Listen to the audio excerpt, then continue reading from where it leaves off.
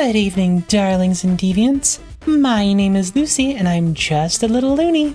So with play boosters on the horizon, we're going to be seeing a bit of a shift in Magic design. More rares per pack, a change to limited with special guests and list cards out in the wild, but something people aren't really talking about is how set booster exclusive commander cards are getting the axe. While I'm all for this change because it was extremely confusing for people just opening boosters and their limited availability made them hidden from most commander players, I do think it's a bit of a bummer that these unique designs were buried under the commander decks and a lack of popular access. So, with the concept on its way out, I'd like to go over each and every card from this series. We'll go over these 2 sets at a time so I don't drop one massive video and overwhelm all of y'all. Don't worry, if you want to watch them all at once, I'll put them all together at the end. So, without further ado, let's start the show. So first things first, what in the non-specific deity am I talking about?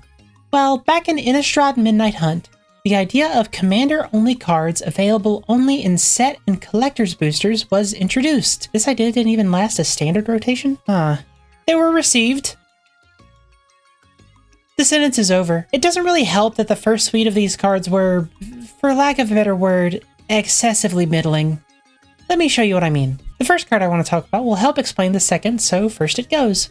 Curse of Obsession is 4 and a red for an enchantment or a curse that enchants a player.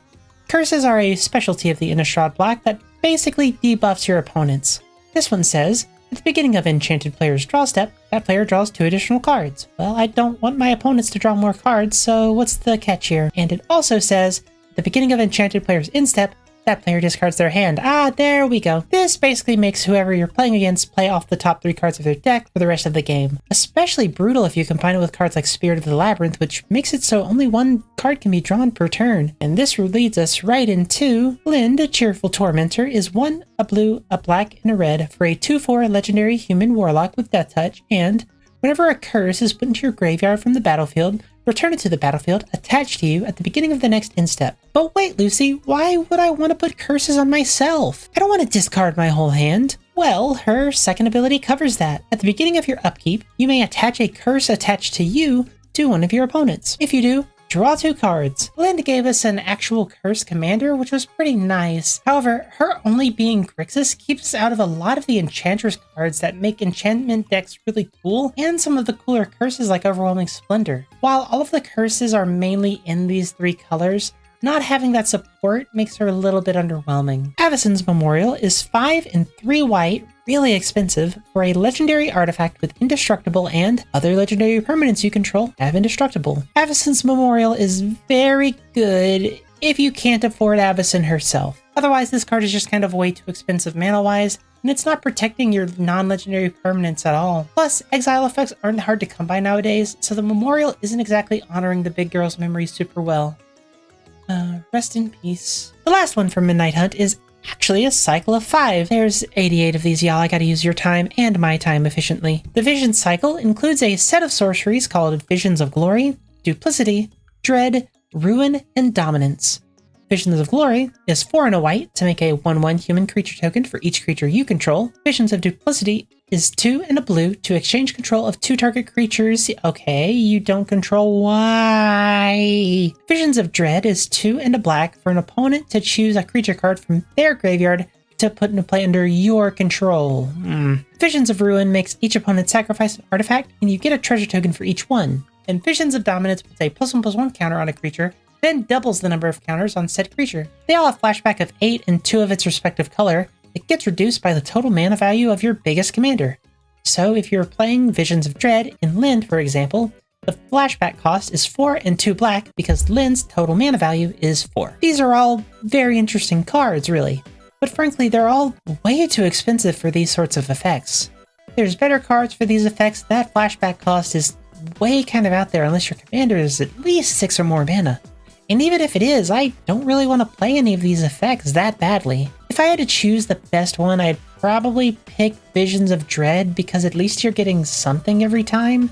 And there's some pretty big black commanders like Tasigur that aren't actually 6 mana, and you can sort of get some extra value there, but even then, none of these really impress me unless I'm playing a 6+ mana commander, and even then, they're only okay. So with Crimson Vow right around the corner, the bar for these set booster exclusive commander cards was, I'll be real, the bar was on the floor. But this set gave us some really cool and interesting designs that are actually pretty good. Breathkeeper Seraph is 4 and 2 white for a 4/4 angel with flying and Soulbond. Spoiler alert, the next 4 cards have Soulbond, so let me explain that real quick. When a creature with Soulbond or another unpaired creature comes into play, you can pair it with said unpaired creature. They remain paired for as long as they both stick around on the field. If the creature Seraph is bonded to dies and another creature comes in later, then Seraph can team up with that creature. If Seraph dies, then the paired creature loses their friend.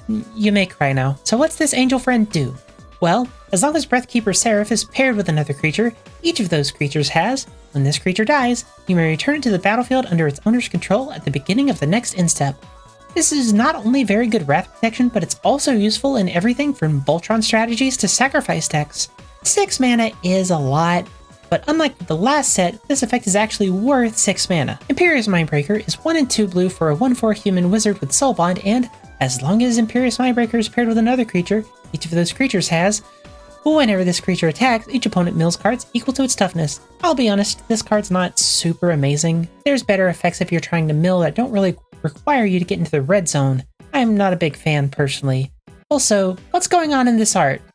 That doesn't look like friendship at all to me. Doomweaver is 4 and 2 black for a 1/8 spider horror with reach and Soulbond. It's got a really big booty. As long as Doomweaver is paired with another creature, each of those creatures has, when this creature dies, draw cards equal to its power. Like the Seraph, this card is pretty good in an aristocrat style deck, but it's not as general use since it doesn't really work well with its own ability, being only 1 power. It's an all-star in Spider typo though. Mirage Phalanx is 4 and 2 red for a 4/4 human soldier with Soulbond, and as long as Mirage Phalanx is paired with another creature, each of those creatures has, at the beginning of combat on your turn, create a token that's a copy of this creature, except it has haste and loses Soulbond. Exile it at the end of combat. This card was only kind of okay in my opinion, until Doctor Who came out and the Master Multiplied hit Commander like a freight train. Mirage Phalanx is an all-star in that deck, and honestly, pairing this with a solid ETB effect even outside of the Master isn't too bad either. Thundering Mightmare is 4 and a green for a 3/3 Horse Spirit with Soulbond, and as long as Thundering Mightmare is paired with another creature, each of those creatures has, whenever an opponent casts a spell, put a +1/+1 counter on this creature. Personally, I think this card's the best of the lot. Making 2 creatures into Mana Gorger Hydras, or making a Mana Gorger Hydra get twice as many triggers is just amazing. Also, the green creature in this cycle not being the most expensive nor the biggest is making my brain confused. Sure, it'll probably be the biggest by the time it gets around to your turn, but it's a weird anomaly nevertheless. Hollow Hinge Overlord is 4 and 2 green for a 4/4 wolf with flash, and at the beginning of your upkeep, for each creature you control that's a wolf or a werewolf, create a 2/2 green wolf creature token. This card is very expensive and a bit of a win more, but if you land it in your werewolf or wolf deck on a decent board, it can get out of hand very quickly. Keep in mind, if you have a creature that's both a wolf and a werewolf, it only counts for once for this effect. A creature may have that dog in them, but they only have 1 dog in them. Okay, now we're getting into the big boys now. If by boys you mean terrifying monstrosities from beyond the mortal realms of thought. I guess that's not really gendered. Umbrus Fear Manifest is 3 and a blue and a black for a 1/1 Nightmare Horror. Wait, no, come back. I swear it's a good card. Umbrus gets +1/+1 for each card your opponent owns in exile, and whenever they or another Nightmare or Horror comes into play under your control, target opponent exiles cards from the top of their library until they exile a land card. Umbrus is not only a fantastic typal commander for both Nightmares and Horrors, but it's also a form of mill that has hands. If you're playing Umbrus, you're declaring your intent. You are going to be a nightmare to your opponents, or a horror, depending on which ones you're putting into your deck. Wedding Ring is quite possibly the ideal commander card. It's weird, and it takes a bunch of times reading it to fully understand everything that it does. Wedding Ring is 2 and 2 white for an artifact that, when it comes into play, you give an opponent a copy of it if it was cast. It has 2 abilities that basically bundle into if you or the opponent you give the Wedding Ring to draw or gain life during your own turns, the other person gets that effect as well. For example, if I attack with a 5 power lifelink creature, my fiancé in question gets 5 life. Then once it gets to their turn and they draw a card to start their turn, I draw a card. It's a funny card that kinda looks a little group huggy, but if you're a deck that mostly plays during your opponent's turns, you'll mainly be doing these things on any other turn besides your own. It'll quickly end up benefiting you more than anyone else. Plus, you can bounce it and put rings on everyone and form a very complex polyamorous relationship. Love wins! We have another cycle. The Myojin are a bunch of big boys at 5 and 3 of their respective colors, and they all come into play with an indestructible counter if you cast it from your hand, and they can remove said counter to do a big effect. Yes, this does mean they suck if they're your commanders. Don't play them in the command zone, that is a very, very bad idea. Myojin of the Blooming Dawn is a 4/6 that removes its counter to make a 1/1 colorless spirit creature token for each permanent you control. Note that it's not non-land, so it's at least making dudes equal to your lands, resulting in at least as many spirits as a rapidly vacated strip mall. Myojin of Cryptic Dreams is a 3/3 that removes its counter to copy a permanent spell you control 3 times. There's so many possibilities for this that it kind of blows my mind. Pick your favorite non-legendary permanent, and now imagine you have 4 of them and see how crazy that can get. Myojin of Grim Betrayal is a 5/2 that removes its counter, and it lets you put onto the battlefield, under your control, all creature cards in all graveyards that were put there from anywhere this turn. That not only includes mill effects, but it also includes board wipes, and considering this guy is indestructible while it has the counter on it, you can board wipe while he's on the field and still get all of those creatures. Myojin of Roaring Blades is a 7/4 that removes its counter to deal 7 damage to up to 3 different targets. It can hit players, I guess, but I'm not really a huge fan of this one personally. Myojin of Towering Might is a massive 8/8 that can remove its counter to distribute 8+1/+1 counters on creatures you control, and those creatures get trample. It can target itself at the worst, and the more counter doubling effects you have, the better this card gets. So these are all okay until you introduce Proliferate into the game, and then they all just go off the rails. They're annoying to remove, and these abilities are all at instant speed. If you're packing Karn's Bastion and similar effects, try out the Myojin in your next deck.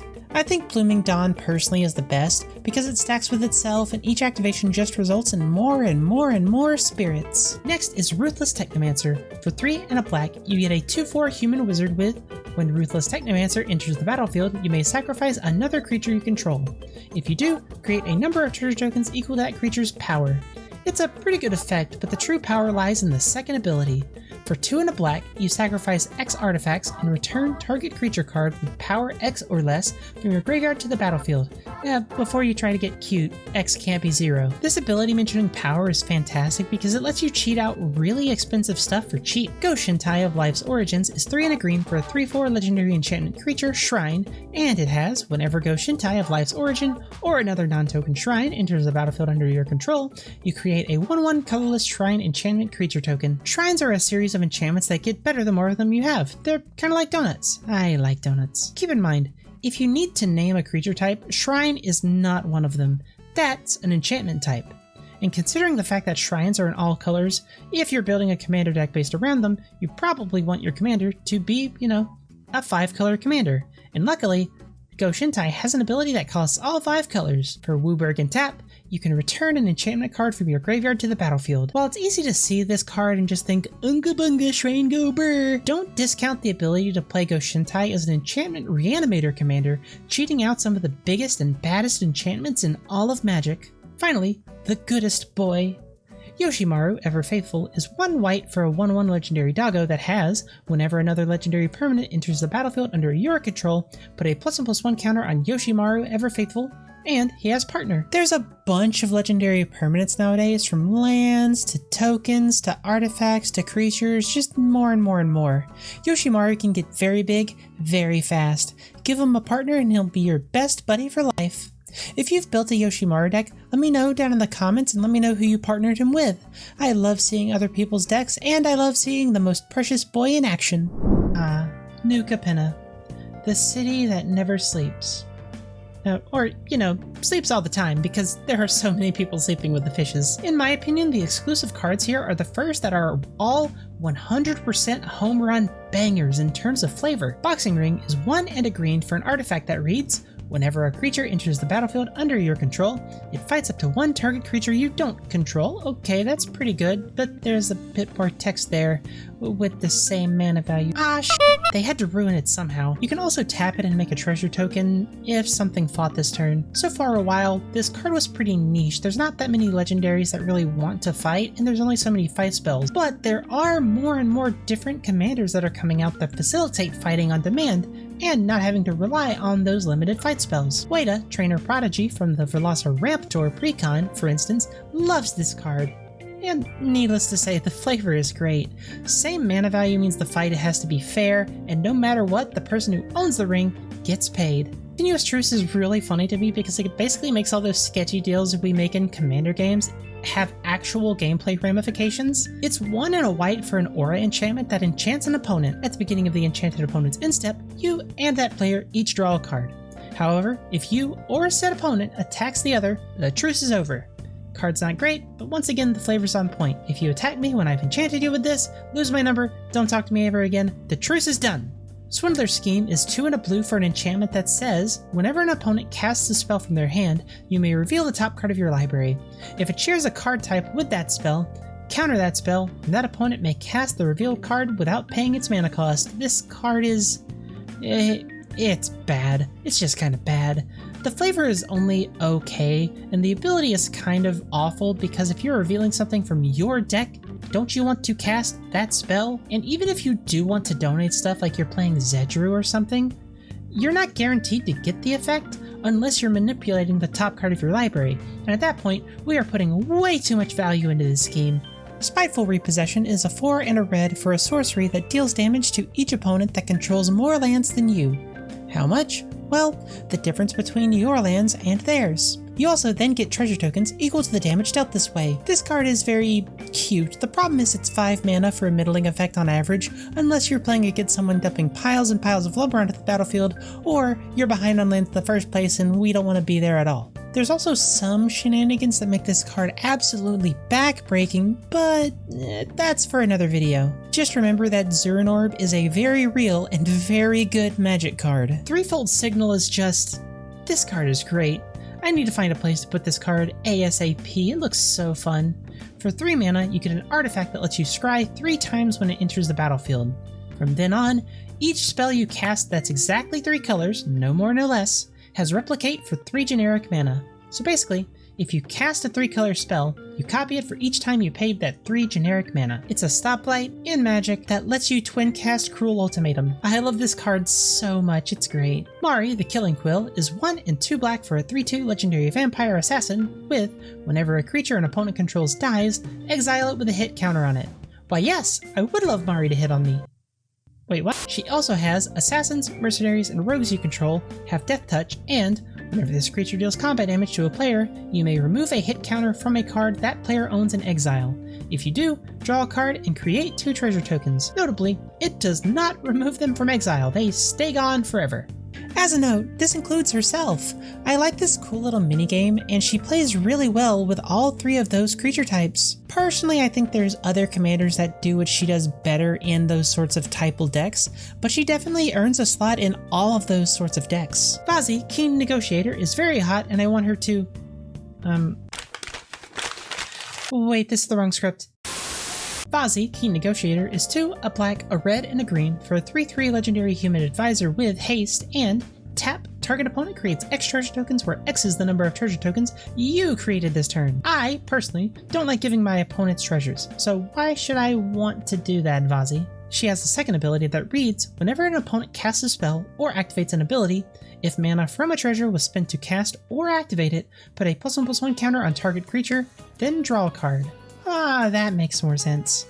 The more treasure becomes more ubiquitous in Commander, the cooler and more powerful Vazi gets. She's wonderful. The best card from the new Capena set booster cards is easily Benny Brack's Zoologist. He's 3 and a white for a 3/2 legendary elf druid with Convoke and the ability to draw a card at the beginning of each instep if you created a token. It doesn't really take a genius to figure out why this card's great. Making tokens is so easy to do in white, and within 1 spin of the table, you have drawn 4 cards with Benny and it's so easy to do so. Makes sense why he's... wait, $25? Holy... The Phyrexian invasion is in full swing with Dominaria United. Sheldred is making moves and no one knows who to trust. But luckily, you can trust me when I say these cards are pretty cool. First off is Rosnok, Heir of Raga. She's 1 red for a 0/1 legendary Kobold Warrior with Battlecry, which pairs well with her heroic ability. Whenever you cast a spell that targets Rosie, Heir of Ragat, create a 0/1 red Kobold creature token named Kobolds of Carekeep. Rosie is an interesting commander, making tokens when you target her with spells, which would be great if we didn't already have Zada Hedron Grinder. While Zada can make your spells copy all of your creatures, Rosie here can make tokens for each spell, which is better consistency but less exciting overall. They perform similar roles, but they're both really great in each other's deck. Be sure not to separate them, they're really good friends. Activated Sleeper is 2 and a black for a 0/0 Phyrexian Shapeshifter with Flash, and you may have Activated Sleeper enter the battlefield as a copy of any creature in a graveyard. Oh wait, that's awesome! A cheap grave copying effect that... oh wait, there's more text here. That was put there from the battlefield this turn, except it's a Phyrexian in addition to its other types. Well, that card was almost really super cool. It's not bad at all. Copying a big monster that the whole table just worked to kill is very great. It's just possible to be dead in your hand for a while, so be careful or, come prepared to kill all of the things with plenty of spot removal. You're in black, so that should have been in your starter kit along with a picture of Josh Lee Kwai captioned full send. If you didn't get that, you didn't hear that from me. Next up is a super solid Merfolk Lord? Can we call these things lords if they don't buff those creatures? Emperor Mihail II is 1 and 2 blue for a 3/3 legendary Merfolk Noble with 3 abilities. You may look at the top card of your library at any time. You may cast Merfolk spells from the top of your library, and whenever you cast a Merfolk spell, you may pay 1 generic mana. If you do, create a 1/1 blue Merfolk creature token. Emperor Mihail II is certainly an extremely great Merfolk helper? Legal told me I can't really call him a lord, but I mean, it's basically a lord. Whatever. It's good. Play it in Merfolk decks. The next card is a little bit confusing. The Mana Rig is 3 mana for a legendary artifact that lets you make a tapped Power Stone token whenever you cast a multicolored spell. Then for XXX and tap, you get to look at the top X cards of your library and put up to 2 of them into your hand and the rest on the bottom of your library in any order. So this card gives you a benefit for casting multicolored spells by giving you an artifact that can't be used for non-artifact things, most of which don't have colors in them. And that final ability is very, very expensive. So you want to do the multicolored casting thing so you get the mana rocks to be able to play the big expensive ability, but the Power Stones can't help you cast the multicolored spells. This card does a lot of good things, but I have no idea what to do with it. If you've managed to crack this card, please comment down below and let me know. I'd love to have this card be good, but I can never really find a spot for it anywhere. Time to do the worm with Baru Wormspeaker. For 2 and 2 green, you get a 3/3 legendary human druid. He gives your worms +2/+2 and trample, and he has the ability to make 4/4 worms for 8 mana. That would be gods awful if it didn't cost X less to activate, where X is the greatest power among worms you control. If you're just using him to make tokens, the first token is very expensive, but future worms only cost 2 mana. So I'll be very real. In the initial draft of this script, I was going to talk about how all the worms that are in mono green are really bad, and why would you build a deck like this, but some of these worms slap, and Worm Coil Engine is, shockingly, a worm. So I may need to give this one a second look.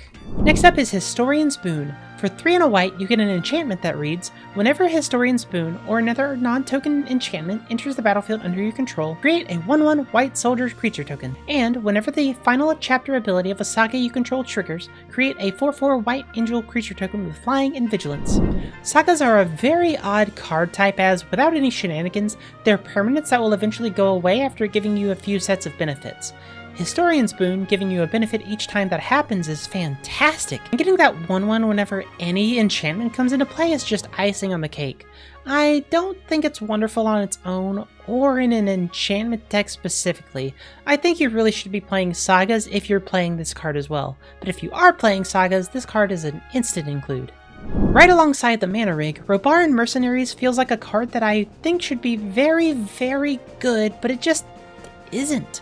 It's 3 and a white for a 3/4 human mercenary with vigilance, and it has all of the activated abilities of legendary creatures you control. There's a lot of powerful legendaries with really great activated abilities, but a 4 mana 3/4 copying them is fragile and kind of expensive. It doesn't have haste on its own. It doesn't get keyword abilities, it's on its own. A 4-mana 3/4 is just kind of weak, and if you don't have a board already built, that's all it is. Like with the Mana Rig, if you've broken this card, please let me know. I'd love to see this card with full power. Finally, we have easily the most powerful card in this mini set. Greensleeve's Marrow Sorcerer. For 3 and 2 green, you get a legendary elemental with protection from planeswalkers and wizards? Cool with me. And star power and toughness. I think they're a star too, but what's that mean gameplay wise? Well, they have power and toughness equal to the number of lands you control. And since you're in green, that's going to be a lot. It's going to be a very, very, very large number. Oh, and if you wanted more reason to want to play lands, Greensleeves has landfall. Yes, this was actually eroded. You can go check it. For each land that comes into play under your control, you make a 3/3 Badger creature token. It's easy to see why Greensleeves is the most expensive card in this set. It's far and away the best one. It's a threat that just brings more and more friends. Geronimo! Wait, wrong time travel set. Brothers War depicts the titular war between Urza and Mishra, but they don't get any cards here. Well, they technically do, but I'll get to it when I get to it. Sardian Avenger is 1 and a red for a 1/1 Goblin Warrior with First Strike and Trample, and whenever Sardian Avenger attacks, it gets +X/+0 until end of turn, where X is the number of artifacts your opponents control, and whenever an artifact an opponent controls is put into the graveyard from the battlefield, Sardian Avenger deals 1 damage to that player. Do you hate your friend's treasure deck? What about that deck that tries to combo off by sacrificing a bunch of artifacts? Put this little fella into your red decks and watch them pick up their cards, then pick up their playmat, then try to pick up their tiers. Honestly, I don't see this in near enough red decks just playing this guy. I see him in goblin decks all the time, but there's so many more decks he could go in. Give him a shot. Staff of Titania is too generic for an artifact equipment with equipped creature gets +X/+X, where X is the number of forests you control, and whenever equipped creature attacks, create a Dryad Arbor token. If you don't remember, that is a 1/1 green forest Dryad land creature token that's one heck of a mouthful. It equips for 3, but honestly, that's irrelevant, because if you attack with this, you're making lands. The art and abilities may suggest that you need to play this in a mono green deck, but with that extremely useful token generation and a Yavimaya Cradle of Growth, it lets you turn all of your lands into forests. So if you're playing green at all, definitely give this a shot, or play it in every deck. It'd be funny to hit someone with this and Yavimaya in a mono blue deck. Well, it'd be funny for you. Your opponents would probably be a little bit salty because, you're playing a green card and you're getting forests. It'd be funny for you, not so much for them. The Brothers War is a flavor home run of a saga. For 3 and a red, you get a saga with 3 chapters. The first chapter gives you 2 tapped Power Stone tokens, which will be useful later. The second chapter lets you choose 2 target players. Until your next turn, each creature they control attacks the other chosen player each combat if able. Pitting 2 players against each other is objectively funny and can, in a pinch, make it so the player with a ton of creatures doesn't come at you for a turn. The last chapter is the big finale. The Brothers War deals X damage to any target and X damage to any other target, where X is the number of artifacts you control. You can put 2 players against each other, have them get each other low, then hit them both with a bunch of damage. Like I said, this is a flavor home run, though being an enchantment in an artifact deck is a little bit awkward, but that's where the Power Stones are especially good. It gives us a couple artifacts in addition to the enchantment without, making the enchantment an artifact enchantment. Definitely give this one a look if you're playing a red artifact deck. Finally, a counter to Teferi's protection, Disciple of Kalis Nin is 4 and a white for a 3/4 human wizard with, when she enters the battlefield, you and all of your opponents choose up to 5 permanents you all control. All permanents other than Disciple of Kalis Nin that weren't chosen this way phase out. And that would be functionally useless, they just come back in at the untap step, but she has one last line of text. Permanents can't phase in. She's sorta kind of a board wipe and an O-ring. It's kind of weird. If you have a way to blink the Disciple, she gets especially good because it lets you reset the permanents that everyone has to choose. The main issue I have with her is how expensive she is. 5 mana is a lot for this sort of effect, and she could just get removed or run over by a big creature. I don't think she's bad necessarily, but you definitely want to play her in a blink strategy to get the maximum value out of her. Next up is Root Path Purifier, one of the more well-known of the set booster commander cards because they're super cool and super simple. For 3 and a green, you get a 3/4 elf druid that simply says lands you control and lands in your library are basic. That's a pretty basic ability, but what does it mean? Well, simply put, if you're searching your library for a basic land, that now becomes any land. And the implications here go way out of control. Coming Attraction can get you a Gaia's Cradle, Harvest Season goes crazy, and... Okay, Y'all know I'm a little loony and I like doing crazy stuff, right? Early Harvest untaps all of your lands. All of them. For such a simple line of text, the implications just go on and on and on. This card is phenomenal. I wouldn't call it a staple or anything, and you probably want to have recursion or land something to really grease the wheels, but this card can do some amazing stuff. Urza's Workshop is the forbidden secret laboratory that Urza hid from the world, which makes sense. Every villain needs a secret lair after all. No offense, Secret Lair team. Anyway, Urza's Workshop is in Urza's land. It can tap for colorless, and if you have Metalcraft, which I mean, come on, if you're playing these, you've got to be playing artifacts. I'm pretty sure there's a law there. You can tap it to add mana equal to your Urza's lands. But Lucy, doesn't that mean I can only tap it for 4 at most? Well, my dear viewer, you'd be wrong. There's actually a total of 8 Urza's lands. Workshop, Power Plant, Mine, and Tower are the ones you may be familiar with. But there's also Saga, which is one you also should probably know, but not a lot of people know it has the Urza's type. Then there's Urza's Factory. This one, it's kind of poopy. It takes 7 mana and a tap to make a 2/2 artifact creature token, but it helps make more mana, so... There's 2 more, but y'all gotta promise not to tell the tryhards I'm suggesting these, okay? They're not exactly legal. They're Nearby Planet and Urza's Funhouse from the Unfinity set. Notice the acorns they have at the bottom, so they are super duper ooper not legal, unless your friends are cool. Nearby Planet needs you to pay 1 and tap it, or it gets sacrificed when it comes into play, but it has a Rangeling. It's like Changeling, but for lands. And that means it has every single land type. All of them, including the Urza's type, and the ones for Power Plant, Mine, and Tower. Urza's Funhouse taps for a colorless mana, or infinite colorless mana for 1 time, as long as you control all of the other Urza's land types, Power Plant, Mine, and Tower. Psst, which you have already with Nearby Planet. You didn't hear it from me though. If that's not enough, you can tap 7 and the Funhouse to go to askurza.com and click Urza's Funhouse. It's kinda crazy, but it basically gives you a random Planeswalker ability. Yes, that ranges from dinky +1s like you gain 3 life to you control target player during their next turn. I love Infinity. I may be contractually obligated to say that as a former employee of the Astratorium, but it's still true. Anyway, Workshop is good if you're playing those Urza lands. Next up is Titania, Nature's Force. I have seen more than a few treehuggers in my day, but this is ridiculous. Titania is 4 and 2 green for a 6/6 legendary elemental with 3 abilities that lead into each other. First, you may play Forest from your graveyard. Simple, easy, and kinda tells you where the rest of the card is going. Second, whenever a forest enters the battlefield under your control, create a 5/3 green elemental creature token. If you didn't know what she wanted you to do before, you know now. Play lands, get elementals, and fuel her third ability, which is, whenever an elemental you control dies, you may mill 3 cards. Titania is very simple, but she has a lot of different angles to build her. You can either build her around the elementals, around the landfall ability, around the milling effect. She's easy to understand, but very versatile. The Archimandrite is an odd card. For 2, a blue, a red, and a white, you get a 0/5 legendary human advisor with 3 strange abilities. First, at the beginning of your upkeep, you gain X life, where X is the number of cards in your hand -4. So we want to have a big hand, makes sense, blue likes doing that, white gains life, but why is this card red? There it is.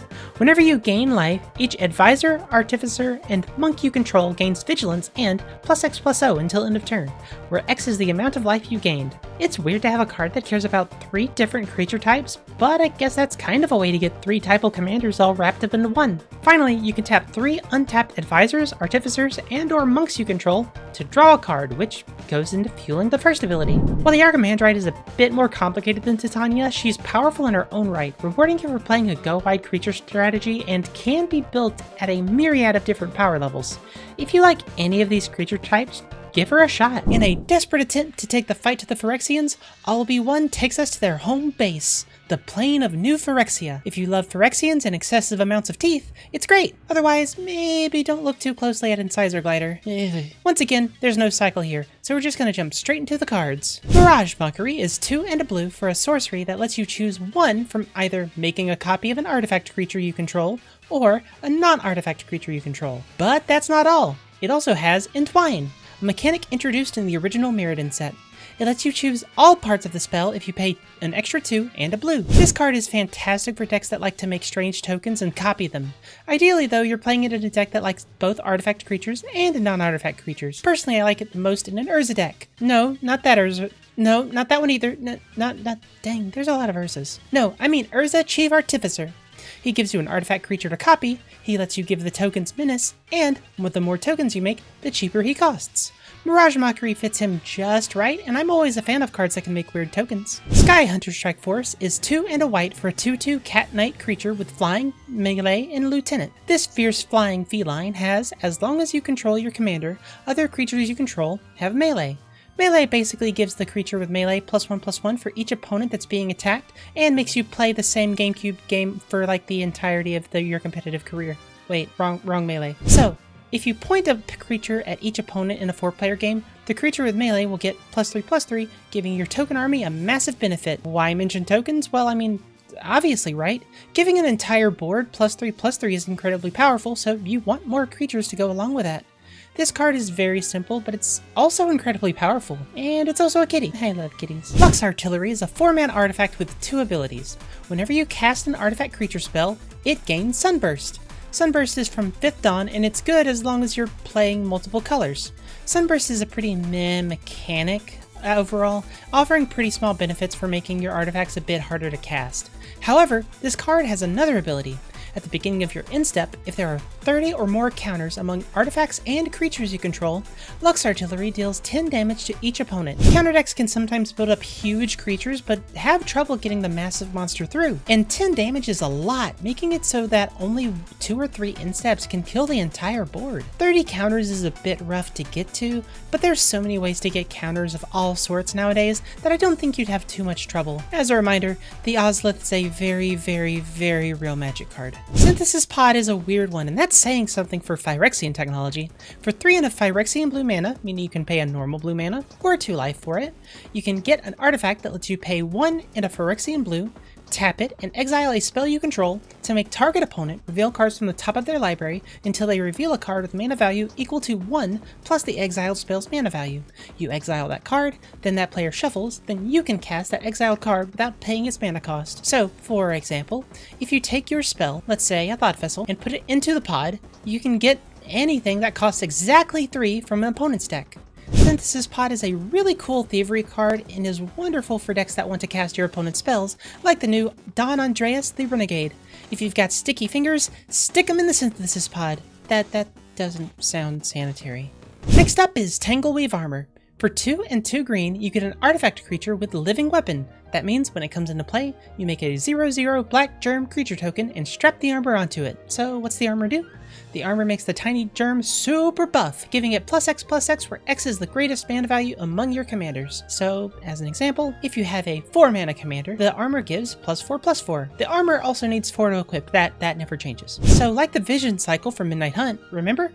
From the first video? This card depends on your commander's mana value, and personally, I don't like running super expensive commanders. However, this card isn't too bad even with the cheaper commanders. I think 4 is the minimum mana value I would be willing to play this in, but I'd be more comfortable with a mana value of around 6. Or I would just play Galta Primal Hunger or Thrasta Tempest's Roar.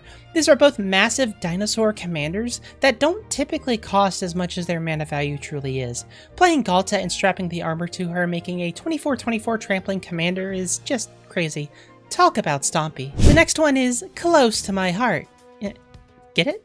Monumental Corruption is 3 and 2 black for a sorcery that says, target player draws X cards and loses X life, where X is the number of artifacts you control. Simple, sweet, to the point, this card is fantastic for black artifact decks. This one is also pretty good in that Urza deck. A notable thing about this card, sometimes it's just a really efficient draw spell, but don't forget, it's target player. If you have a crazy number of artifacts, this can just be a kill spell or a fireball. Just be careful. If they kill 1 or more more of your artifacts in response, they might live with a bunch of cards that you just gave them. Be careful and make sure you're, reading the board state when you cast this. Chiscoria, Forge Tyrant, is a massive dragon. Love me a massive dragon. For 6 and 3 red, you get a legendary dragon with flying and haste. That's a lot of mana for a big dragon, but luckily, this dragon has affinity for artifacts, meaning it costs 1 less for each artifact you control. Chiscoria also has, whenever Chiscoria, Forge Tyrant, attacks, exile the top 5 cards of your library. You may cast an artifact spell from among them this turn. If you do, it has affinity for artifacts. Obviously, Chiscoria wants you to play artifacts, and some big ones at that, but also, it's just a possibly pretty cheap commander that hits very hard. If you want an artifact deck run by a jock instead of a nerdy artificer, give Chiscoria a shot. Finally, the last card from the new Phyrexia set booster cards. Urtet, Remnant of Mimnart. For 3 generic mana, you get a 2/2 legendary artifact creature, Mirror, with whenever you cast a Mirror spell, create a 1/1 colorless Mirror artifact creature token. And, at the beginning of combat on your turn, untap each Mirror you control. Mirror are good and make plenty of mana, so these are all interesting abilities, but a Mirror tend to be kind of tiny and small and can't really get into the red zone that well. Luckily, Urtet is a 5-color commander and his 5-color ability is crazy. For a white, a blue, a black, a red, and a green, and a tap, you put 3 +1/+1 counters on each mirror you control. Each. Every single one. You can only activate it during your turn, but it's not only once per turn. So if you have the mana and a way to untap Urtet multiple times, with his own ability for instance, you can buff your mirrors a ton. Urtet is the most obvious Kindred commander in a long time, being almost tailor-made to be a mirror commander, because he kind of was. Mirror produce mana of all sorts of colors, so the untap ability can either be used to go into combat with Urtet's ability, or hold up mana on your turn to cast things with flash. Like Shimmermere. Love me a Shimmermere. We're in the end game now. March of the Machine was the penultimate set of Magic's story to this point, changing the multiverse forever. How was that communicated to the audience? It wasn't. Regardless, the cards introduced here are super cool and explore some really interesting designs. Hey, speaking of interesting designs, I hear the subscribe button has a pretty fancy one. Why don't you give it a click and see? First off, we have a cycle again! I went over talents before, but my equipment was all sorts of messed up and I don't think you guys were seeing into the universe that I'm actually in, so I'm gonna go over them again here. If you want to check out that video, I'll put it in the little boopity button in the corner. The cycle in question is the Talents cycle. Starting off, we have Elspeth's Talent. For 2 and 2 white, we get an enchantment aura that enchants a planeswalker. Enchanted planeswalker gets a new loyalty ability. Elspeth's Talent gives a +1 to make 3 1/1 white soldier creature tokens. In addition, whenever you activate a loyalty ability of the enchanted planeswalker, creatures you control get +2/+2 and gain vigilance until end of turn. There's a lot of debate on whether the talents are any good or not to begin with.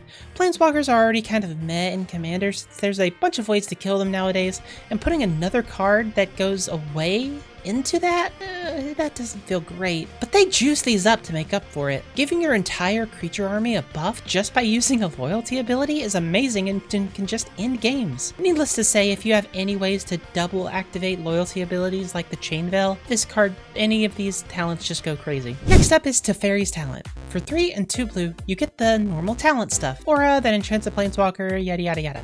The ability is massive. For a -12 that gets an emblem that lets you activate loyalty abilities of planeswalkers you control on any player's turn, anytime you could cast an instant. It's amazing and can basically win you the game on its own.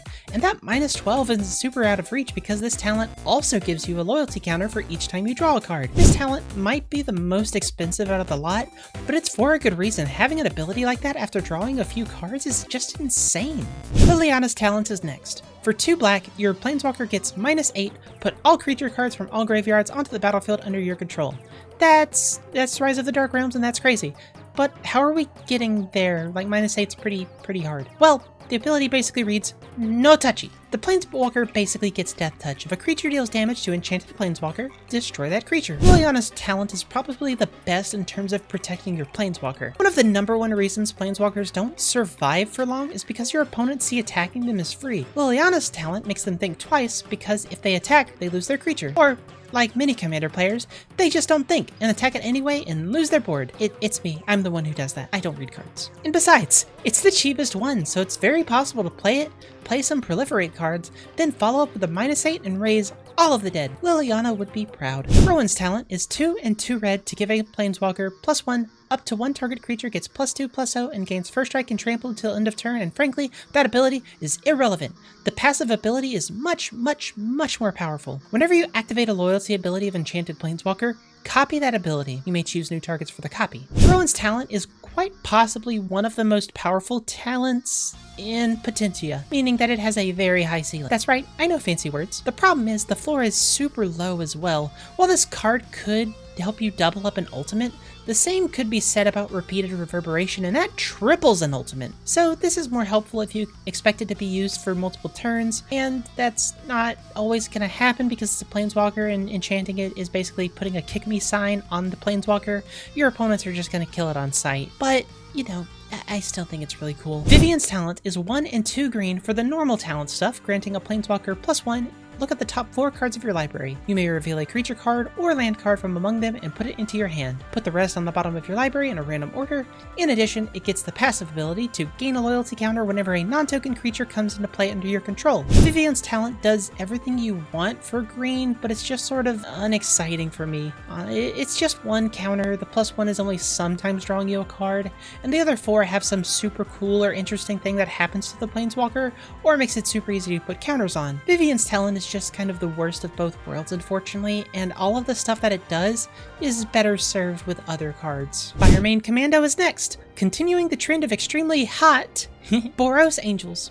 For 3 and a white, you get a 4/3 angel with flying and 2 abilities. Whenever you attack with 2 or more creatures, draw a card. White card draw is always good, but there's more. Whenever another player attacks with 2 or more creatures, they draw a card if none of those creatures attacked you. While giving your opponent's cards isn't the best, having a big flying threat that convinces your opponents not to attack you is pretty sweet. 3 toughness is a bit fragile, but I think the 4 power makes it a big threat in and of itself. Obviously you play it in an Angel Kindred deck, but I think overall it has a spot in any white deck looking for a bit of extra card draw and a little bit of political sway.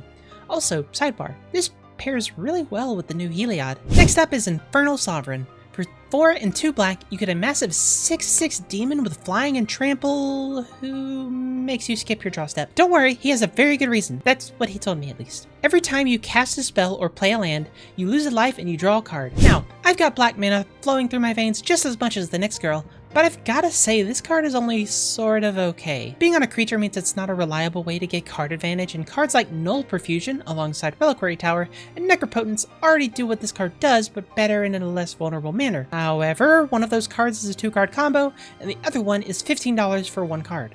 Infernal Sovereign kind of rides the line between being a solid budget option and a solid 1-card draw engine. If you can reanimate it or make a lot of mana, maybe give him a shot. Finally, we have Begin the Invasion. For X, a white, a blue, a black, a red, and a green, you get a sorcery that lets you put X battles onto the battlefield with different names, then shuffle. So by now we've gotten a solid feel for battles. They're not that good. There's like 2 of them that are really playable, maybe 3 if you're like, you know, stretching your definition. However, this card lets you tutor out some of the best ones. From board wipes to spot removal to value, there's a battle for almost everything, and this card can be quite good. Who am I kidding? While I adore this card and think the second we get a playable battle strategy, it'll be amazing, that's not quite here yet. Come back to this card in 5 years. I promise it'll be much better. Will it be good enough to see play? After the invasion by the Phyrexians, the multiverse has been transformed forever. With their monarchs 6 feet under, the power vacuum in Eldraine can be felt by everyone. Between the Fae of the Woods and the Kinrith heirs battling, Eldraine has certainly gotten wild, and these cards are pretty wild too. First off, we have a cycle. The last one, actually. The Court Cycle. These are a set of enchantments that cost 2 and 2 of their respective colors, with one very notable exception. They give you the Monarchy and have 2 effects on your upkeep based on if you have the crown or not. If you're unaware, the Monarch mechanic means, as long as you're the Monarch, you draw a card at the beginning of your next instep. If you take combat damage though, the player who controlled the source of that damage takes it. Spoiler alert, being a ruler has its perks. For white, we have Court of Ardenvale. If you're not the Monarch, you return target permanent card with mana value 3 or less from your graveyard to your hand. If you still have the crown though, it comes back to the battlefield. This court is a really solid advantage engine, and it can do anything from ramp you to hitting your land drops to recurring some really powerful 3 mana cards. If your deck has a lower mana curve, it's not that bad. However, it's not very high impact on its own, and it's only really good if you can keep the Monarchy. On the other hand, this card not being super threatening may give you some sway to not be attacked. This card is only really okay in my opinion, and personally, it's at the bottom of the list for the courts. For blue, it's Court of Vantress. At the beginning of your upkeep, you choose another enchantment or artifact. If you're the Monarch, you get to make a token copy of it. Otherwise, Court of Vantress becomes a copy of it, except it has this whole ability. Personally, this is pretty solid in my opinion. You all know I love me a card that makes weird tokens. It's basically a slow clone that introduces a draw engine to the game, and if you can benefit from said draw engine, you can get loads of advantage. But that slow bit is really rough, and just copying the best artifact or enchantment on the board won't always be enough. I do think personally that it's right in the middle of the road in terms of the courts. It's not the best, but it's not the worst by far. In black, there's Court of Locthwain. At the beginning of your upkeep, you exile the top card of target opponent's library and can play it as long as it remains exiled. Obviously, you can spend mana of any color to cast it because the days of needing to finagle around Sin Triplet's ability is long gone. Then, if you're the Monarch, you can cast any spell exiled with the court for free this turn. I think this is the second best court, easy. Getting to constantly steal from your opponents every upkeep without even needing to be the Monarch is great, and the Monarch upside giving you free choice of any of the exiled cards is just gravy on top. In red, there's Court of Embereth. At the beginning of your upkeep, you create a 3/1 red knight creature token. A little underwhelming, but then, if you're the Monarch, the court deals X damage to each opponent, where X is the number of creatures you control. This one's above the white one for the court ranking for me. It's just not that good. At best, it's making you poop out tokens super slowly like you were constipated, and, like that lowbrow humor, the ability to deal damage being based on your creatures kinda stinks. It's inefficient, and I'd rather have either of those abilities alone and doing it very, very well, rather than something that only kind of does both of them. Finally, the Green Court, the Court of Garenbrig, and, just like someone on the IRS's most wanted list, green is committing tax fraud once again. This court only costs 1 and 2 green for the same court effects of getting the Monarch. The thing is, the 2 abilities on this court are crazy. No matter what, you're putting 2 +1/+1 counters on up to 2 target creatures.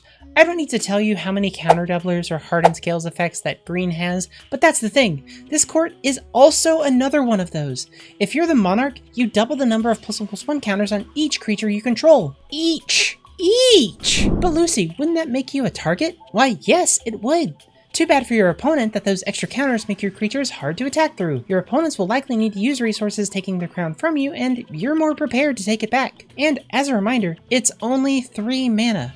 While it makes this card so much better, it's weird, and it bothers me because it means the cycle isn't symmetrical. Literally every other card has this cool symmetrical art, they all mirror each other flavorfully. Why does this one ruin it? Why do I care so much?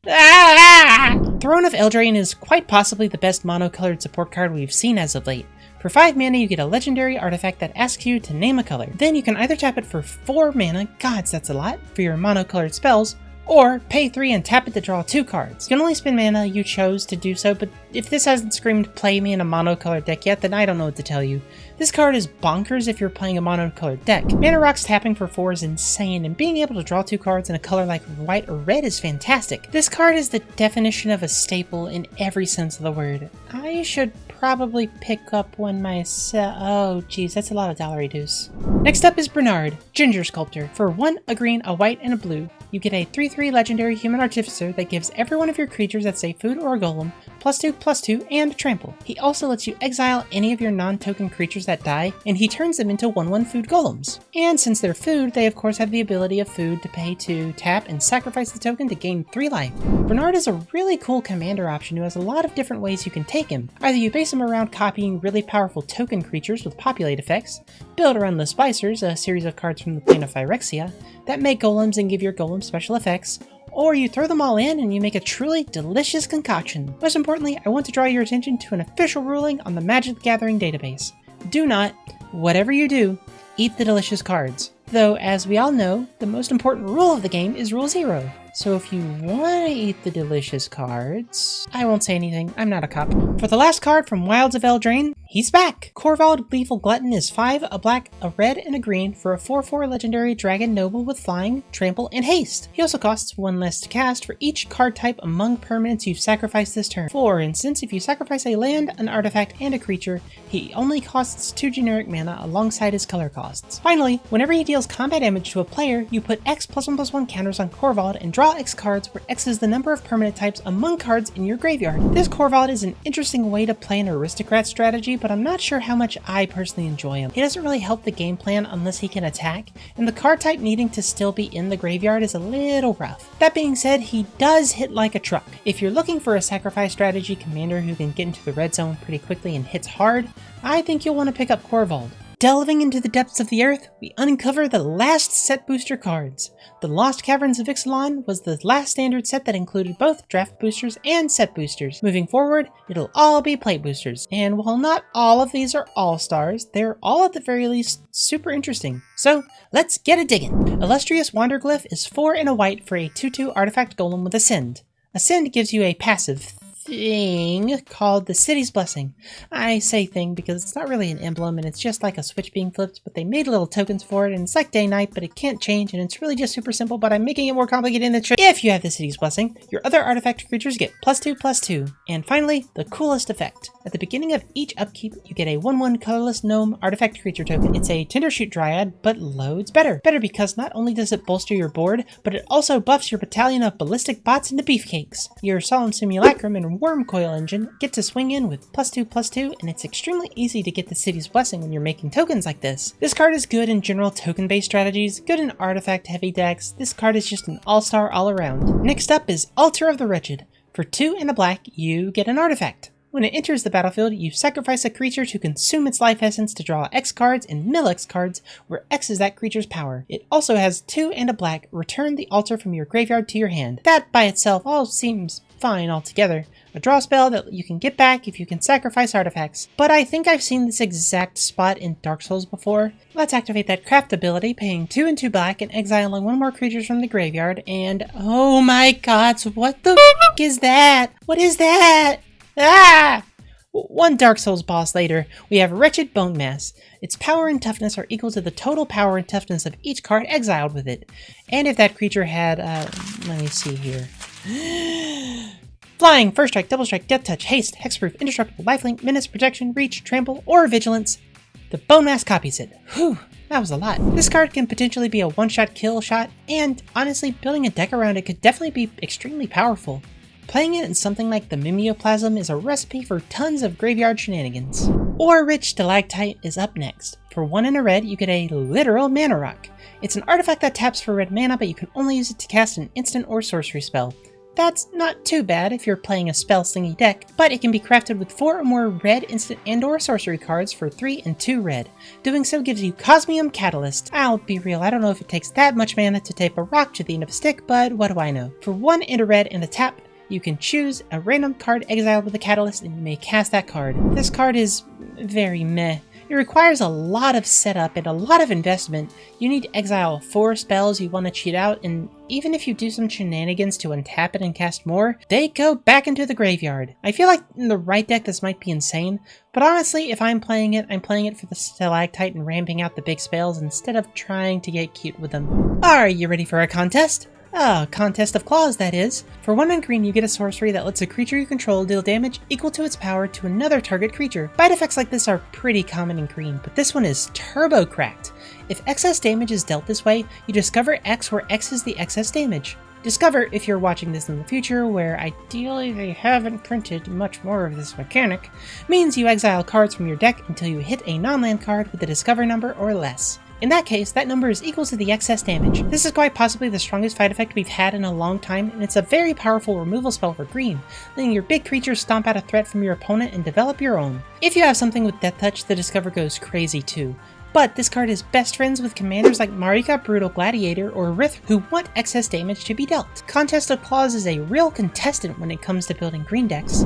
You know, when people started making Minecraft jokes with this set, I thought it was a bit of a stretch, but when I saw Paleontologist Pickaxe, I was like, that's just a Minecraft pickaxe. Like, come on, we've got the mining now and the crafting. Anyway, it's 2 generic mana for an artifact equipment with an equip cost for 1 that lets a creature loot when it attacks, meaning you draw a card and then discard a card. The craft cost is 5 generic along with exiling 1 or more creatures from your graveyard or the battlefield. The other side is a dinosaur headdress. I don't quite know how they took a pickaxe and made a headdress out of it, but I won't judge. The dino hat automatically attaches to a creature because of course it does. What creature wouldn't want to try on the dino hat? And when the dino headdress becomes attached, you pick a creature that the equipped creature becomes a copy of. This card does a lot and has a few interesting applications. Turning tokens into copies of massive monsters is pure value, but the amount of effort needed to get there is very, there's a lot of, you gotta put a lot into this. Between playing a pretty bad equipment on the front side of it, to exiling a bunch of good creatures you'd ideally want copies for that craftability,